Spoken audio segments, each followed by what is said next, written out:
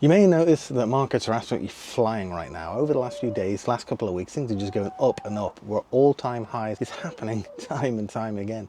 It's another one of those years where we're seeing multiple all-time highs in a given year. Now, I want to go over the reasons. There's 4 big reasons why that's happening, and I want to show you my portfolio as well. Obviously, it's on screen already. We've reached record highs with this. I never thought I'd get to this point whatsoever. And hopefully, even if you are just starting out, this gives you some sort of inspiration to start your journey, because it is life-changing. Yes, it takes time. Yes, it takes some deposits and some consistency and a bit of sacrifice, but by Christ, it is worth it. If that means that you can retire 10, 15, 20 minutes early, or even if you don't want to retire, right? If you just want that financial security, or you just want a big bunch of money to buy a massive house or a Lambo or something. So let's get into the 4 main reasons why we're seeing such increases in the market. First of all, earnings have been incredibly good. So the likes of Nvidia, Microsoft, due to their Azure and AI business taking off. We've got Amazon, AWS, absolutely flying. Alphabet is making a lot more money than expected in search. And Meta, again, getting to the point where advertising, the revenue they're generating from advertising is absolutely flying. So we're seeing some really big businesses doing well out of their earnings. And it's causing the overall market to increase, not just the US, the entire world, because those businesses are so very large. The second reason is AI, the market believes, is starting to satisfy the hype. Cloud revenues are up, AI order books are increasing, and we're seeing improved cash flow in these businesses. So spending is starting to transition into actual earnings, because some of these businesses have been spending a fortune and the market is seeing that this is actually starting to return something now. Number 3, inflation is easing. So we're seeing a drop in inflation. When we see a drop in inflation, it is easier and cheaper for banks to lend money. And when it is easier and cheaper for banks to lend money, businesses borrow money, and then they spend money and they increase their output. They put money into R&D, into development, into bringing new products to the market, into whatever it may be. And that increases their output, which increases their revenue, and the whole thing's cyclical. And the 4th thing is that we're seeing that the economy is becoming more resilient. Simple as that. At the start of the year, people were very worried about oil prices, geopolitical issues, trade wars and disruptions.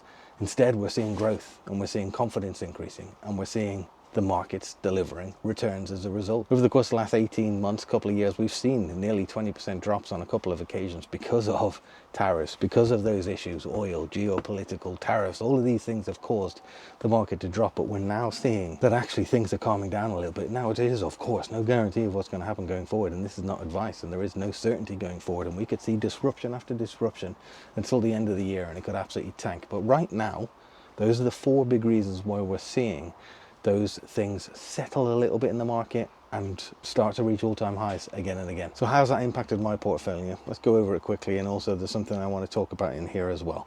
So first of all, over the course of the last day, we're up 0.1%, 78 quid. I'll still take it. Portfolio, by the way, forgot to mention, is at £182,092, nearly at 200k.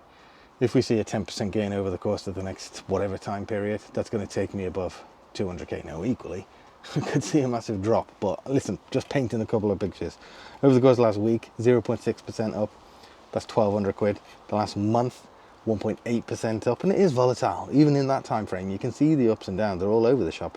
£3,200 up. 3 months, 6.2% up, £10,500 in 3 months. It's wild to me that. Obviously, I'm not going to be selling it now. I'm not going to be banking it now, but that is still wild to me. Year to date, £20,000, 12.5% up. 1 year, £32,000. We're back in one of those points where if you'd have invested at any point in the past and you'd have been sensible and put it in diversified global funds or S&P 500 or something sensible, you're going to be up. You're going to be up no matter what, right now. And at max view, 115% up, which is 60k. Now, the key thing that I want to talk about here right now is that cash that you can see right there, £10,300. I was talking about this to someone yesterday. I deployed that right at the beginning of the financial year, and I've always said, and I always have, when I've had money, I've put it into the market and I've bought straight away. I am a lump summer, right? I lump it in, I buy when I can, but I didn't do in this case. And it's the first time I've not done it. And even as you can see, over 3 months, and it's a bit longer than that, 3 months since the start of the financial year, I've missed out on 6% gains. Yes, I've got it in money market funds because I'm getting cash on the interest, but I've missed out on those gains. So I've made a mistake. And the reason I did that is because I've wanted to buy back into a couple of different positions. I want a bit more dividends coming in. I want a bit more excitement in my portfolio. At the moment, it's 90% all world. No, it's 90% all world and S&P 500 and 10% into individual businesses. I wanted to, £10,000 on this portfolio is less than 5%. I wanted to increase it a little bit to around 14-15% into individual businesses. And I just haven't done the work, put the research in, found what those businesses are. And as a result, I've missed out on 6-7%. 6-7%. That's for my kids that never watch my content. So let's go over the portfolio. So first of all, we've got all world, always my biggest, £110,000. Always will be the biggest position I have. I'm only ever going to continue to buy that. Vanguard have recently reduced their fees, making it cheaper than the Invesco one, 0.1%. But I did some analysis on that and it makes such a small amount of difference. And I'm happy with the Invesco one. I don't want to be tinkering with my all world. I'm happy to see it there. I'm not going to be changing. So I'm going to leave that as it is. By the way, if you haven't already started with trading 2 and 2, you can get a free fractional share when you use the link below or this QR code here if you're watching it on the TV. If you do that, download it through that link, deposit £1, you're going to get a free fractional share worth anywhere between 10 and 100 quid. It's a commission-free platform. It's the main one that I use. I do use a number. It is a great one, but it is absolutely worth doing if you haven't started already. It is an affiliate link, by the way, just to be completely transparent. Next one then, Vanguard S&P 500. This is distribution. Both of them are distribution. I've explained a number of times why. 52% up in that. Got £45,000, and this now is the two that create the biggest bulk in my portfolio. So across these two, we've got 90% of my portfolio covered already because I haven't deployed that 10 grand yet. Next one, Legal and General, 18.5% up. It's 18.5% up, but it's also paid me a 9% dividend every year since I've held it. And I've held it for about 4 years. So the gains in that are really pretty good for a UK insurance-based business. Every penny that I've received from those dividends have gone back into buying more. So every year I'm getting more dividends because I'm buying dividends on top of dividends. We're letting the compounding happen. Next one we got Lloyds Bank, which is just flying 119% at the moment. I had a look earlier. We're at 3.75% interest rates.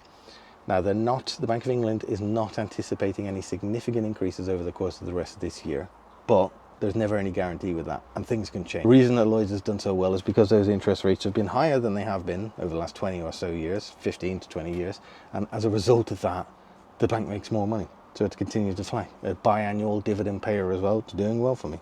Realty income, 3.9% down, monthly paying dividend rate. Aviva, 48% up. Now, that's a biannual dividend payer as well, around 3 to 4%. And that has compounded. I've held that for years now. A hidden one I can't discuss, Virgin Galactic, we know why I held that. It is a reminder not to be an idiot, and probably keeping it in there is what's made me be very careful about deciding which businesses I am going to be buying going forward. And I put £1 into SpaceX, and the reason I did that is I always said I'm never going to put a penny into SpaceX, but I just wanted to see what the market did when it opens and how it performs. The easiest way to do that, put £1 into it so I can see it in my portfolio.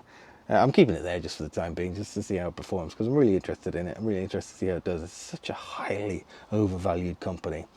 You know, good luck to you if you have bought into it and you do believe in it. I hope it does well for you. I don't necessarily believe in it because of the numbers associated with it. It's a loss-making business. It's got a ridiculously high market cap. Really, we're talking a number of years before it can make any proper money.